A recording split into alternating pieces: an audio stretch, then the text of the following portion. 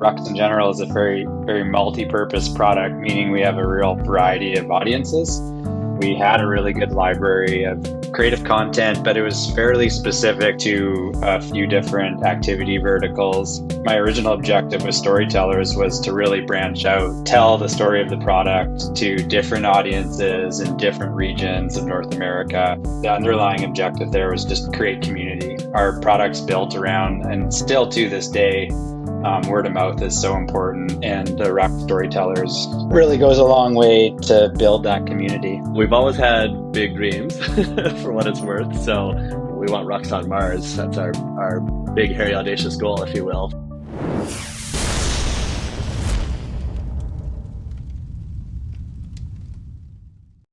In 2023, say goodbye to operational constraints and skewed demand predictions. Printful Enterprise is here to take all of that off your plate with white label on-demand production. Reach your global customer base with more cost efficiency than ever and offer them a wide range of premium quality products from apparel to home decor. Printful will fulfill, pack, and ship orders all under your brand. Team up with a player who will always be dedicated to your growth. Team up with Printful Enterprise. We did at DTC and we've never looked back. Learn more at printful.com/enterprise. That's printful.com/enterprise. Join the team. It's all killer, no filler. I'm Eric Dick. This is the D2C podcast. And today I am here with a segment we used to call Rocket Seat, essentially, where we feature a client that Pilothouse is currently running with and bring on the team that kind of has helped them over the last little while. This was actually part of a series that we created over the past month called Campaign Confidential, where we sort of went step by step and really showed all the parts of a launch that go into a Q4 Black Friday, Cyber Monday launch and scale. It was a really great piece of content. So I'm super excited to have you guys here to talk about it a little bit. But before we get into these amazing Q4 results, Jamie, could you just set the stage with a little backstory on what is Rux? Yeah, what is Rux? I mean, you can sum it up with our slogan and kind of our ethos: tight gear, loose plans. So we're firm believers that the more organized and agile your gear is, the more freedom you have and the more you can just get out and have fun. So I guess our goal is to just make it easier and faster for people to get out and have a good time outside. And the way we do that is help them keep their gear more organized and more ready to rock. So, you know, less junk show and more fun outside. Love it. You got all the taglines built in. And then I'm just curious, like, what brought you to the pilot program, essentially? Like, we're here to discuss a little bit about how that worked. What actually brought you to join that thing? Well, we'd seen a ton of momentum with our brand, and I didn't really explain what it is, but, you know, it's a gear storage system, and it really took off. You know, it was definitely not just our friends and family who thought it was a good idea. So we saw a ton of potential in the brand, and we had a really good first year, but we could tell it had a lot more potential, and we wanted to make sure we were finding everybody we could, every new customer. So we'd had some success in our launch year, but we just really wanted to find a new partner who could help us get some more eyeballs and ultimately find some more of the right customers for Rux. In terms of social media, maybe Joe, in terms of scaling in that first year, what were the biggest challenges that you found on the ad side of scaling Rux? Yeah, so I think we had a couple partners we were working with, and then our internal efforts fell a bit flat in terms of just aligning our messaging with potential markets. And we have a very good internal strength at building out creative. So we were always able to have creative, but to match creative to a strategic plan around reaching out to audiences was the missing link, and we're able to really connect with the pilot program and with the team that we were with, and kind of bring that missing link in, and started seeing results pretty quickly. Very cool. And so heading into Q4, I'm looking at the notes here. You were rocking a ROAS of 1.45, a CPA of 150, and an AOV of 215. And then what was your goal for Q4? Basically, what goal did you set for the pilot program?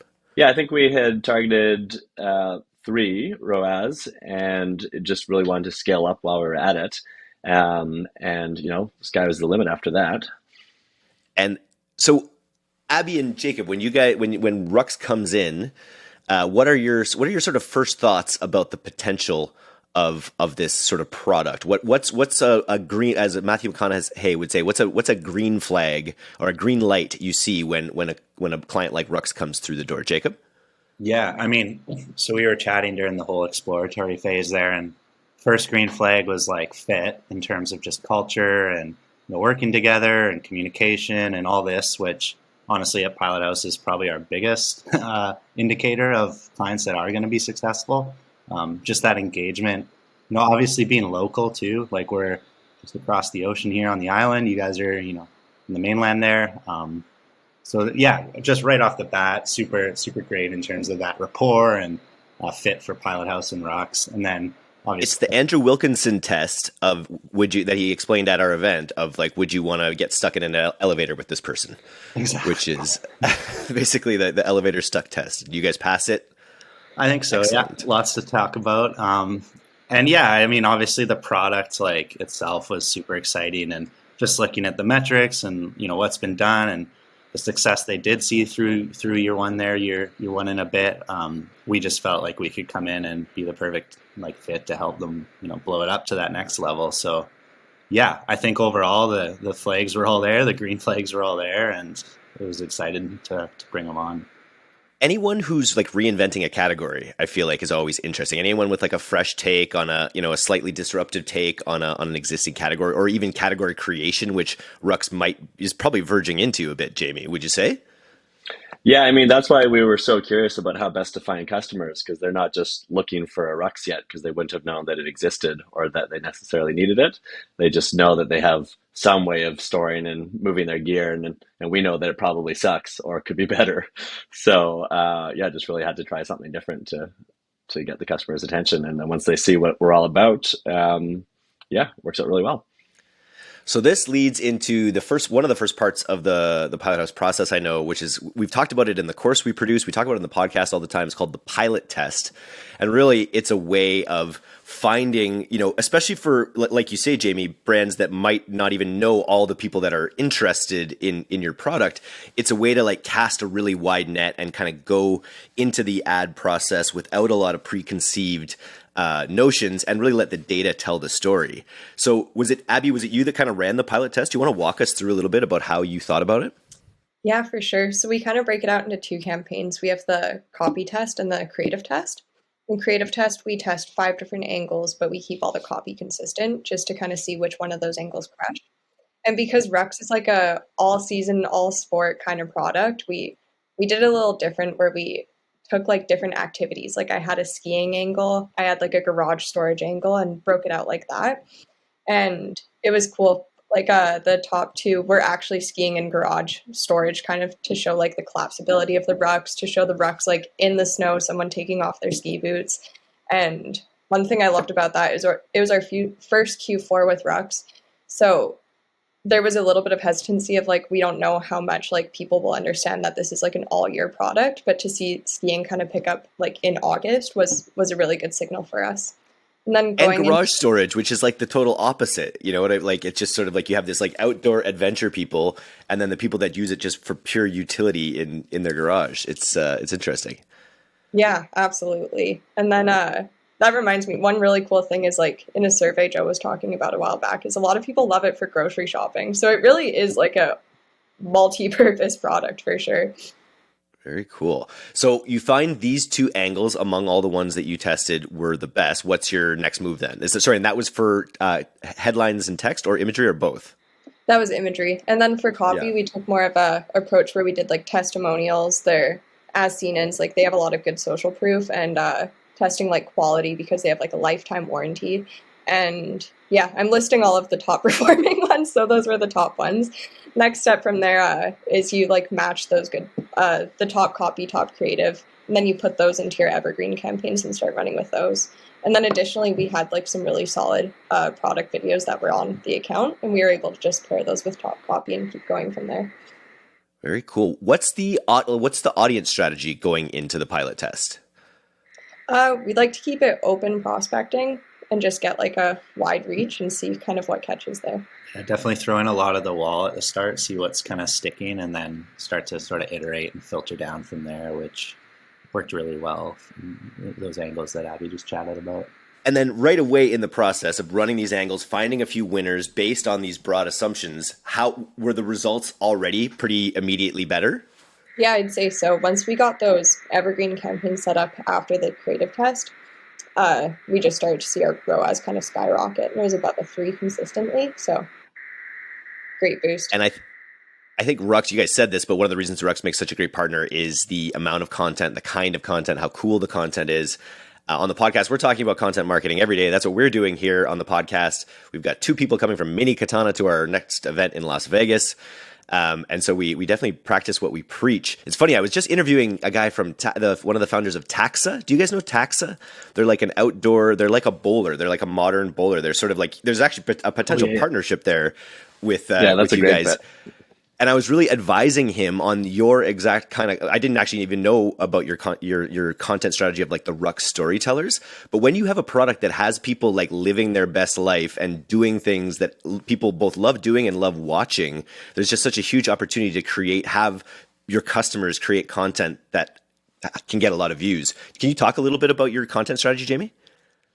Yeah, I mean, we had a ton of it and had collected it and been creating it for that reason. You know, when people are having fun outside doing what they love, it's not hard to capture some fun content for it. And it's not that we didn't know what to do with it, but we hadn't found a place for it in our advertising strategy yet, or at least not enough testing of it. So it was really fun starting with the pilot program because we didn't have to dig for more content. We had it all.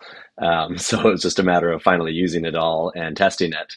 And then the storyteller program kind of evolved from there when we said, okay, this is great. Let's get more of it. But now we're all too busy, developing the next Rux products and the growth of it. So let's get some help. And that's kind of when Joe kicked off the storyteller program and got help from a bunch of talented and creative people out there.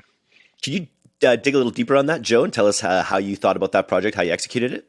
Yeah, so Abby had mentioned it earlier, like the Rux 70 or Rux in general is a very, very multi-purpose product, meaning we have a real variety of audiences. And like Jamie mentioned, we had a really good library of creative content, but it was fairly specific to the Pacific Northwest, to a few different activity verticals. And what my original objective with storytellers was to really branch out, tell the story of the product to different audiences in different regions of North America. And then also the underlying objective there was just create community. Our product's built around, and still to this day, word of mouth is so important with a product like the Rux 70 that's so hands-on. And the Rux storytellers really goes a long way to build that community. And then also just to have that content from different storytellers in different regions has been a big win for us. Where's it living organically now? The storyteller content? Yeah. Yeah. So, or is it just using ads? Do you have it on YouTube or? No. So the beauty of the storyteller content is it can be repurposed. So if we work with a storyteller, we will get that creative content. Well, we'll brief the storyteller on a specific angle. And then the deliverable is both raw content, whether it's still assets or video footage. And then generally that storyteller will build out an edited version as well. And so we can repurpose that on paid. We can repurpose that in our organic channels, whether that's video or whether that's like Instagram Reels or Instagram carousels. That's great content for TikTok. We're starting to test into YouTube with the Pilothouse team, and this now all of a sudden the storytellers program lends itself perfectly to YouTube, where we're going to start building out that YouTube content as well, which we haven't done to this point. Love it. I love that it's tied into Campaign Confidential as well. Being part of this, it's really cool to be able to do this transparently as well. Yeah, it's really like a win-win-win, beyond just a standard content creator deal. It's building their community. It's like optically the brand being built up, word of mouth sales, referrals, And then, like Joe said, like tons of content for ads, so it's like really the perfect idea. And I think we have some numbers here of, since we launched that, we saw like AOV go up 23%. CPA went down, 7% month over month. The return went up 33%. So, beyond just the branding play, like performance-wise, they performed really well as well. Normally here, you'll hear my announcer voice telling you about one of our partners' great e-commerce SaaS businesses. But today I get to tell you about my thing and invite you to C-Suite Mastermind, Las Vegas, March 23rd and 24th. 2023. In September, we ran our first in-person mastermind in Victoria, British Columbia. It was a smash success and a clear sign to keep bringing together the top minds of our industry for concentrated learning and relationship building events. So now we can all meet up in Las Vegas, March 23rd and 24th, just ahead of Shop Talk. Check out directtoconsumer.co/events to see the lineup of amazing mentors we're bringing to the table, including the Midday Squares trio, the founders and operators behind Obvi Collagen, Mini Katana, Kuru Footwear, and more. So whether you're building in CPG, health, apparel, or even bladed weaponry, we're going to have the content and connections at C-Suite that make a serious impact to your results in 2023. So that's directtoconsumer.co/events, and Viva Las Vegas, and let's go. I'm just curious. So you've got Joe and the content team providing angles. You've got yourself. You guys are both kind of coming up with the sort of ad specific angles. How do those angles match up? Are you creating angles that match the content angles? Or are you sort of just more mixing and matching the content to the angles that you'd previously built on Facebook? Well, we've had a ton of support from the Pilothouse team on this, building out briefs. So we've actually had a lot of direction in terms of creative. So we're really taking that direction and building out creative on the Pilothouse direction. We've had a lot of ability to test new angles, test new themes. It's been amazing. So we'll take that and then push it back into the Pilothouse funnel. So alignment, that's the answer. It sounds like that's what's produced that for sure. That's awesome. Totally. Yeah. It's really cool to see that content strategy on the base floor before we've even built out anything. Yeah, and it was funny. We were talking about Sean Frank. I was just talking about him earlier, and his whole thing about YouTube Shorts and just YouTube Shorts being the story for 2023. We're eating our own dog food now and producing a lot more short-like content for YouTube. That's like doubling our subscription rate on that platform. So it's cool to see that you still have that ahead of you as well, which is like the biggest live video platform there is potentially. Totally. Very cool. Okay, so let's talk about Q4, because I know a lot of the Campaign Confidential series was about the run up into Black Friday, Cyber Monday. And so I'm kind of curious, like high level, what were like some of the biggest lessons that we learned during the Q4 run up? Jacob, do you have any thoughts on that? Yeah, I mean, so our first sort of idea was to make sure we're testing a lot of offers leading up to, Black Friday to, test the viability of them, the success, the language, make sure, functionally the offers work on site. So we started that kind of, right away, like a few months back. We actually found, some issues with like a quantity discounts and just the whole tech behind it, as well as, maybe wasn't working quite as good as a site-wide offer. So there's little learnings there, and, every brand really should be doing that, not just kind of guess what sale to go with and go with it. So lots of learnings. And to be specific, we're talking deciding between the discount amount, whether it's site-wide or individual products. I remember, I was just reading in one of the pieces, it was even some of the language like last chance, which is sort of a bit of it's scarcity. Maybe savvy customers realize it isn't really the last chance. There's always going to be other chances, but last chance in this case didn't work, which was a good thing to know heading into Black Friday, Cyber Monday. Yeah, exactly.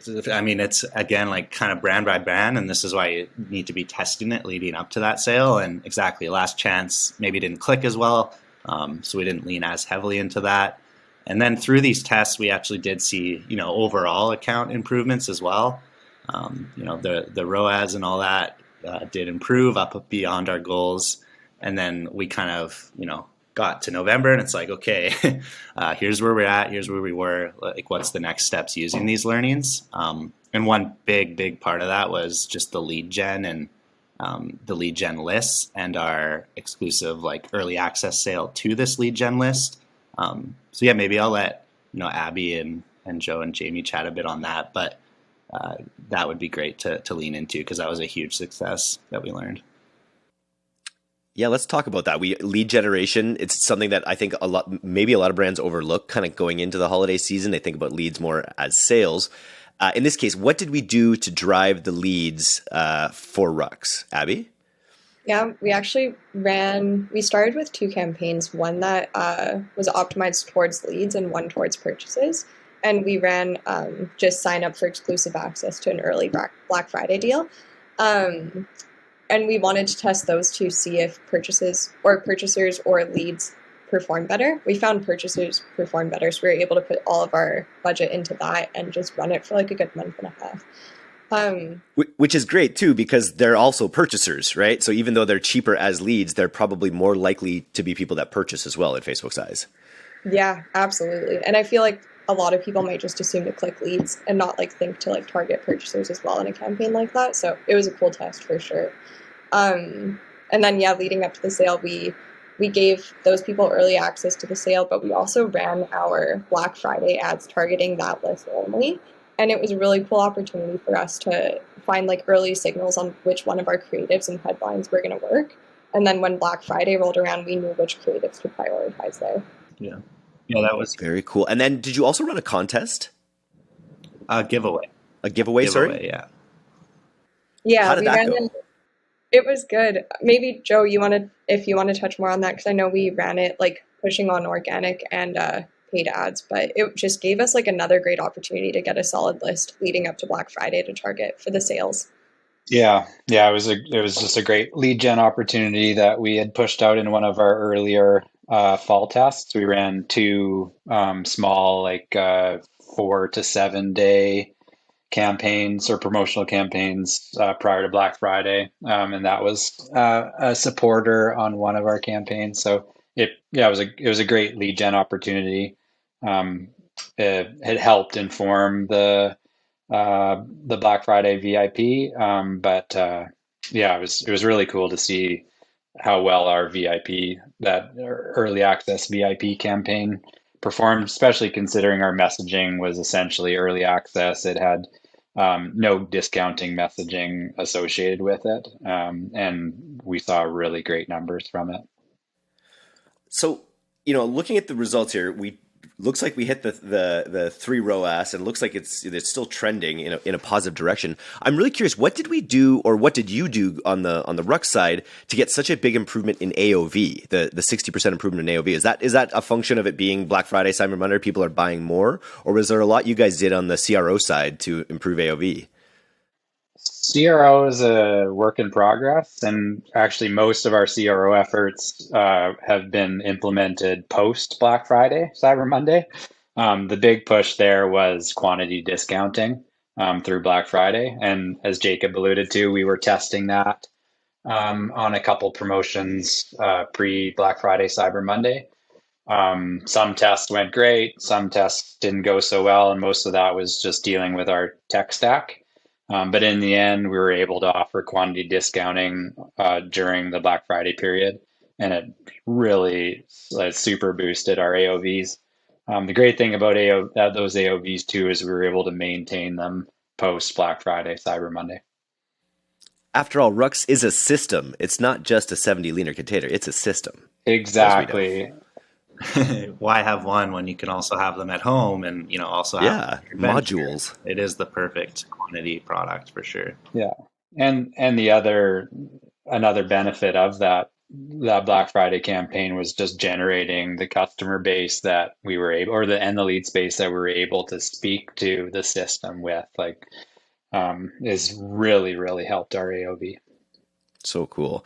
And so, Jamie, with big increases in AOV, conversion rate, ROAS, did this Q4 sort of did you always know it could be this big, or has this Q4 kind of expanded what your goals are for the coming years? We've always had big dreams for what it's worth. So I don't think it expanded that, but we were thrilled. It helped prove it out, right? So we were thrilled to see that we could make it happen, and we did, and with Pilothouse's help. So it was just a really big validator for us. So now, rather than just wondering, how's this going to work? How are we going to do it? We know we can. Uh, Now we can just look ahead to 2023 and say, okay, we've got almost a whole calendar year behind us of inventory and a new marketing partner, and what can we do next? So it's a great benchmark, and just gonna try and keep growing and improving it. Very cool. What is on your radar for the ways that you're going to get the most growth in 2023?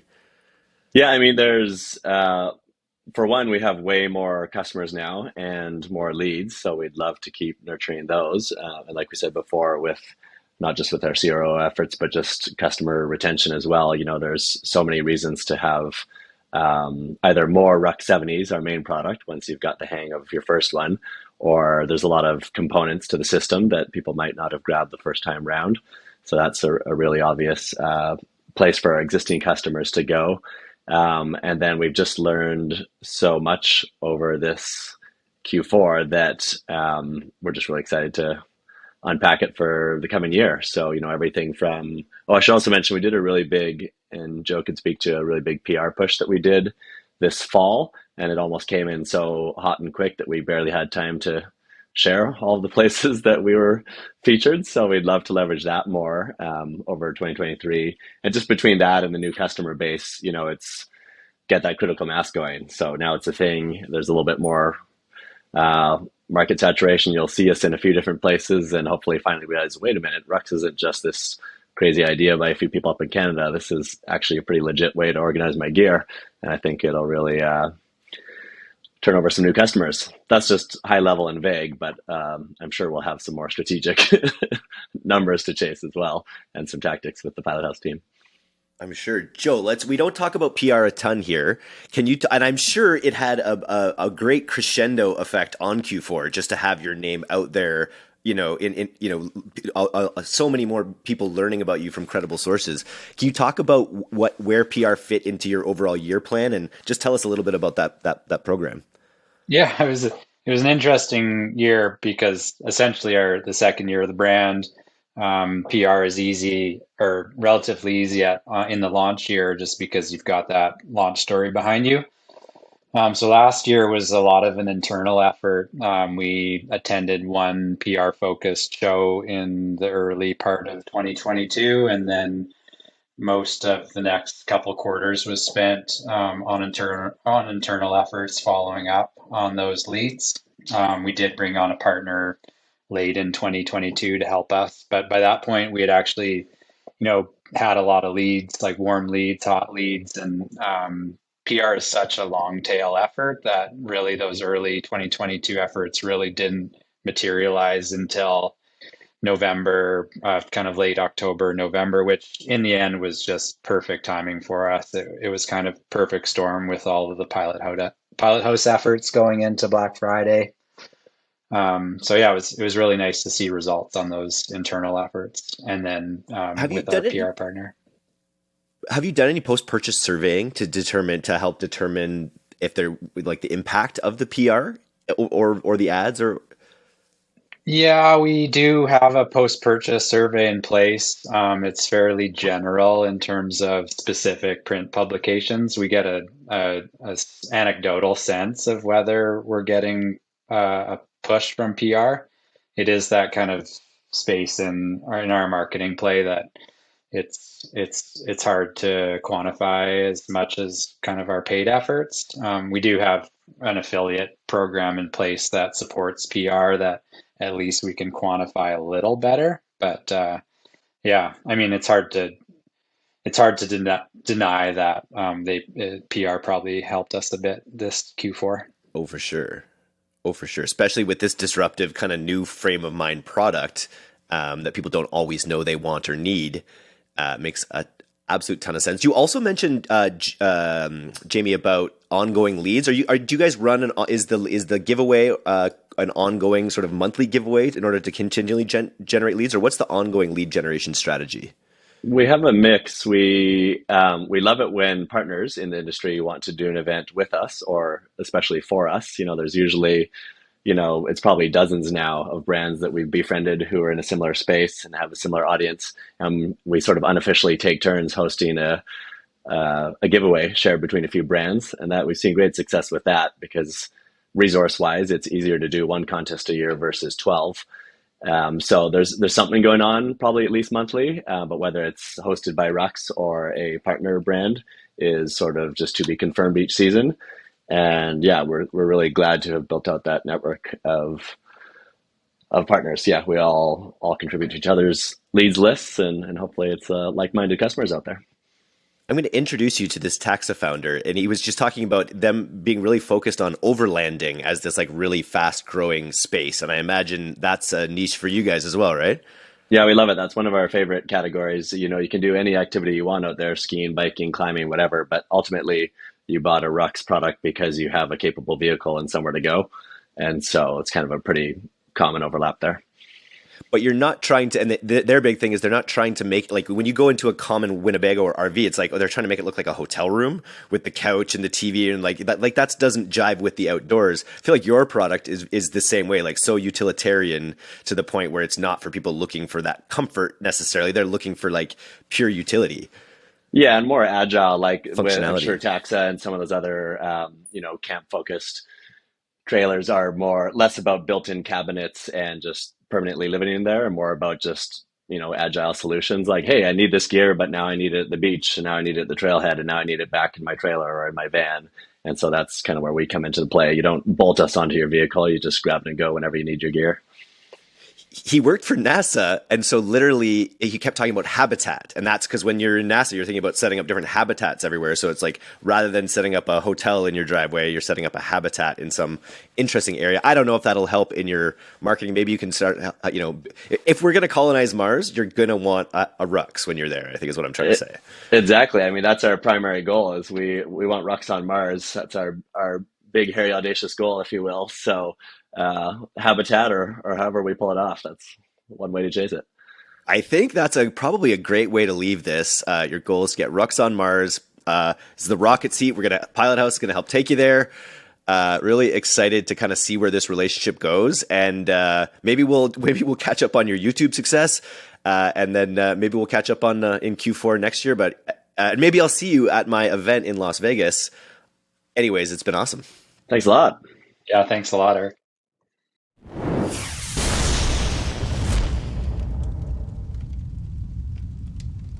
Thanks for listening to today's episode. If you're not getting the DTC Newsletter, you can subscribe for free at directtoconsumer.co. And if you want to learn more about Pilothouse's all-killer, no-filler services, take off to pilothouse.co. I'm Eric Dick, and this has been the DTC Podcast. We'll see you next time.